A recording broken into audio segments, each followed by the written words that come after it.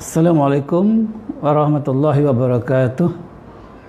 Saudara, sahabat sekalian di mana saja Anda berada, selamat datang di channel Mukhlis Dendros.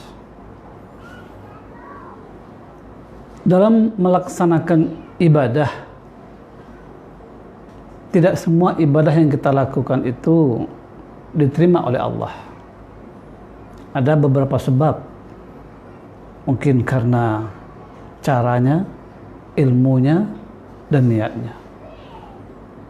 Tausiah kali ini dengan judul ibadah yang diterima oleh Allah SWT. Islam mengajar kita hidup itu untuk beribadah. Wa ma khalaqtul jinna wal insa illa liya'budun. Tidak aku jadikan jin dan manusia, kata Allah, kecuali untuk beribadah, mengabdi kepadaku.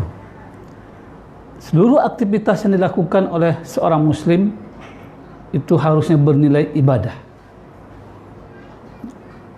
agar kehidupannya itu bermakna. Namun demikian, ibadah yang kita lakukan itu tidak semuanya akan diterima oleh Allah SWT. Ada beberapa ibadah dengan syarat-syarat tertentu dia akan diterima oleh Allah SWT. Yang pertama, ibadah itu dilakukan dengan ikhlas. Ikhlas itu artinya melaksanakan sesuatu tidak ada pamrih. Yang diharapkan adalah ridho Allah SWT, ganjaran pahala dari Allah SWT. Wa ma umiru illa liya'budullah mukhlishina lahuddin. Tidaklah aku perintahkan, kata Allah, kita untuk beribadah, melaksanakan agama ini dengan baik, kecuali menjadi hamba yang ikhlas, laksanakan dengan tulus, hanya semata-mata karena Allah SWT. Dikabarkan kepada Rasulullah, ada orang yang berhijrah dari Mekah ke Madinah lantaran untuk menikahi seorang wanita. Maka Rasul mengatakan, innamal a'malu binniyat.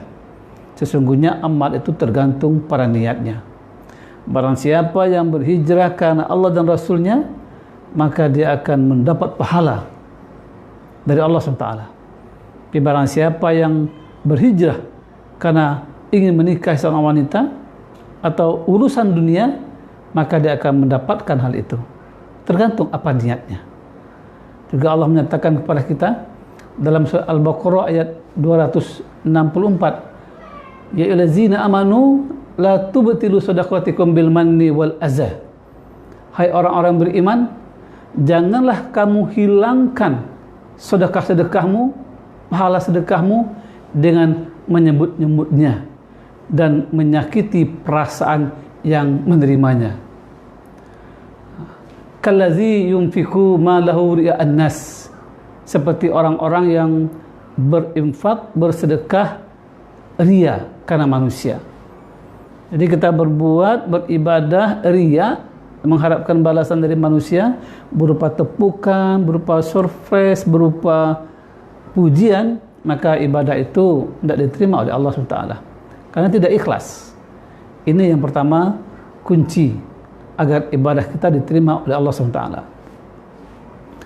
Yang kedua, ibadah itu dikerjakan dengan khusyuk. Khusus masalah sholat, kita dituntut untuk beribadah itu dengan khusyuk. Khusyuk artinya konsentrasi, terfokus terhadap amal yang kita kerjakan. Memang banyak godaan kita dalam beribadah, terutama sholat, tapi dituntut untuk khusyuk dalam kondisi bagaimanapun juga. Allah menyebutkan dalam firman-Nya surah Al-Baqarah ayat 45 dan 46, wasta'inu bis-sabri was-shalah. Kata Allah, jadikanlah sabar dan salat itu sebagai penolongmu. Wa innaha lakabiratun illa 'alal khashiin. Sesungguhnya salat dan sabar itu sungguh berat. Ya, berat sekali salat itu, kecuali orang-orang yang khusyuk. Nah, bagaimana orang yang khusyuk itu?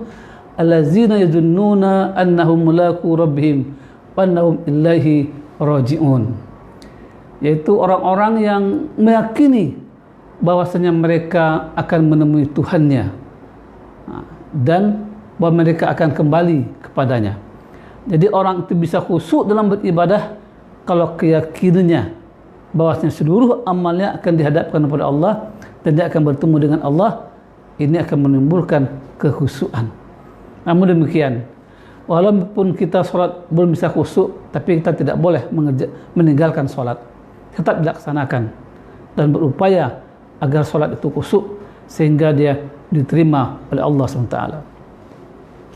Hal yang ketiga, agar ibadah kita itu diterima oleh Allah SWT, dilaksanakan dengan ilmu. Jadi kita belajar dahulu amal-amal apa yang akan dikerjakan, ya, tambah ilmu. Menghadiri majlis taklim, majlis ilmu. Dan Rasul menyatakan barang siapa yang menghadiri majlis ilmu, maka Allah akan memudahkan baginya jalan ke surga. Bagi seorang muslim dituntut agar melaksanakan ibadah itu sesuai dengan ilmu. Jadi bukan karena ikut-ikutan, kata si anu, diajak si anu, tapi karena memang ilmunya dia miliki. Wa ma arsalna qablaka illa rijalan nuhi ilaihim. Kami tiada mengutus rasul sebelum kamu ya Muhammad, melainkan beberapa laki-laki yang kami beri wahyu kepada mereka. Rijalan nuhi ilaihim. Laki-laki itu diutus, ya, diberikan wahyu oleh Allah pada rasul-rasul itu. Fas'alu ahla zikri in kuntum la ta'lamun.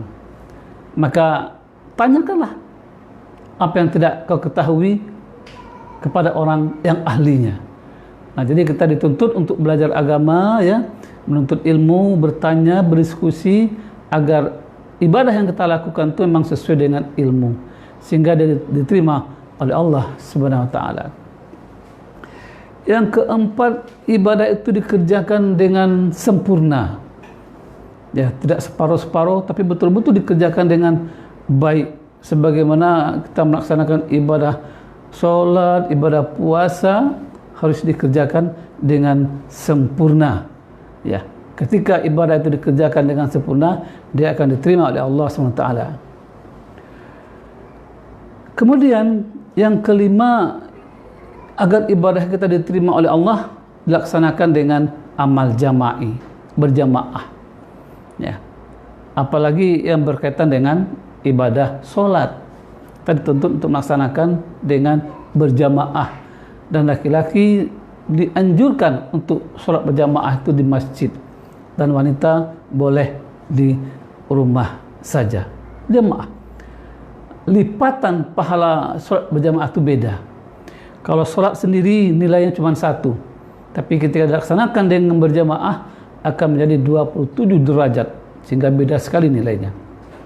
Nah, di antara kesempurnaan ibadah itu adalah dikerjakan dengan berjamaah. Kemudian yang terakhir, agar ibadah kita diterima oleh Allah, maka dilaksanakan dengan tepat, sesuai dengan waktunya. Ya. Ketika zuhur dikerjakan sholat zuhur, waktu asar dikerjakan sholat asar, begitu seterusnya. Jangan sampai kita zuhur kita keasaran, setelah habis sholat zuhur kemudian datang waktu asar baru kita melaksanakan sholat zuhur. Kaum muslimin dan muslimat di mana saja anda berada, sahabat sekalian, itulah beberapa hal yang akan menjadikan ibadah kita diterima oleh Allah SWT. Demikian saja, mudah-mudahan ada manfaatnya bagi kita semuanya. Sampai berjumpa dengan saya Mukhlis Dendros. Bila taufiq hidayah. Assalamualaikum warahmatullahi wabarakatuh.